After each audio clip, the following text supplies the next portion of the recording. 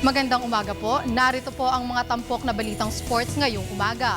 Sa boxing, nasa huling bahagi na ng training camp sa General Santos City ang Team Pacquiao para sa kanilang comeback fight kontra American Brandon Rios sa susunod na linggo. At sa kabila ng paghagupit ng Super Typhoon Yolanda sa Visayas Region noong Biyernes, hindi pa rin tumigil sa pag-eensayo si Manny Pacquiao. Narito ang report ni Dennis Principe. Super Typhoon Yolanda ang training camp ng Team Pacquiao sa General Santos City. Hindi tulad ng Visayas Region na dinaanan ng mata ng bagyo, manakanakang pagulan lamang ang naramdaman sa Kamindanawan. Ayon kay Team Pacquiao Chief of Security Kaloy Homo, maayos silang naisagawa ang lahat ng training regimen, partikular na ang roadworks. Wala naman. Pero ngayon, din siguro, yung nabubuong bagyo na surrida naman siguro. Pero hindi naapektuhan yung roadworks niya. Hindi na hihinto.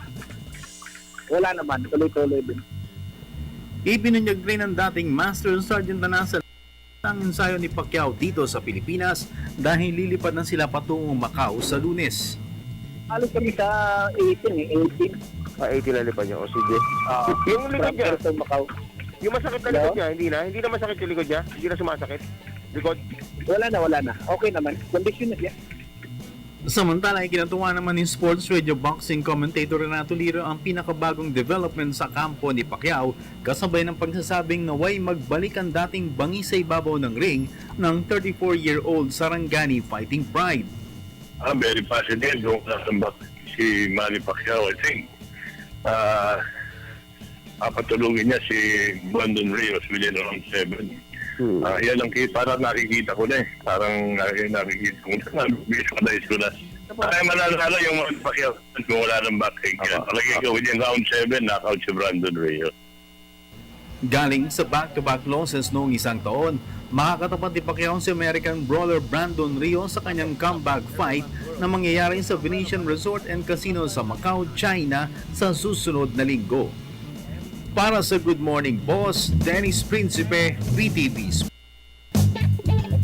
Samantala, kapwa nangangamba naman sina Talk and Text tropang Texters Team Captain Jimmy Alapag at Air 21 Express Guard Bonbon Custodio sa kalagayan ng kanilang mga mahal sa buhay na nasa Leyte, ang isa sa mga lugar sa Visayas Region na hinagupit ng Super Typhoon Yolanda.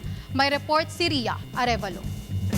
Tulad ng iba nating mga kababayan na may mga kamag-anak sa Tacloban City at iba pang lugar sa Visayas na sinalanta ng Super Typhoon Yolanda, hindi pa rin makontak ni na PBA stars Jimmy Alapag at Bonbon Custodio ang kanilang mga mahal sa buhay.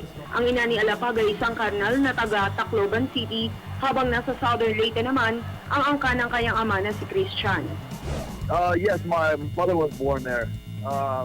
She hasn't been able to contact some of our relatives yet. Well, a lot of my mother's side of the family stays in Tacloban, so as of now, she's still in the process of trying to contact them. See how they're doing. Sa kabilang banda, si Custodio naman ay may mga kamag-anak sa Burawan, Leyte, isang bayan na 40 minutes ang layo sa Tacloban City. Damay din. Wala pa kami wala pa signal dun eh. Sila yung mga kamag-anak nyo nandun? Mga lola, nandun yung mga lola ko eh. Lola mo? Sa mother side, father side? Pareho. Yung ibang mga taga sa amin na nandun, okay naman daw. Pero yung mga kamag-anak ko, hindi ko pa nakakausap. Samantala, dahil 24 oras na nagtatrabaho ang mga tauhan ni Smart Communications President Manny V. Pangilinan, malaki ang posibilidad na sa lalong madaling panahon ay magkaroon na ng contact ang Smart, Talk and Text at Sun subscribers sa kanilang mga kamag-anak sa Typhoon Wrecked Province. Oh, actually, there are several engineers who will go there and then to assess yung situation. Baba ng nasa Tacloban na ngayon. Nakaka-text ko yung sa Tiga Smart. So, I guess, limitado lang yung sa downtown Tacloban yung signal eh. Yung na-restore. Kasi na-restore nyo na? May areas na na-restore na. So, particularly yung Tacloban downtown. Kailan boss? Kailan na-restore? Kagabi pa. Noong Biyernes ay isang storm surge na may taas na 15 feet ang humampas sa Tacloban, dahilan upang magmisulang Pinisoy sa Tourist City. Linggo ng umaga nang nagtungo ang Pangulong Benigno Simeon Aquino III sa Tacloban upang magpaabot ng tulong sa mga nasalanta ng bagyong Yolanda. Para sa Good Morning Boss, Ria Arevalo, PTV Sport. At yan po ang mga tampok na balitang sports ngayong umaga.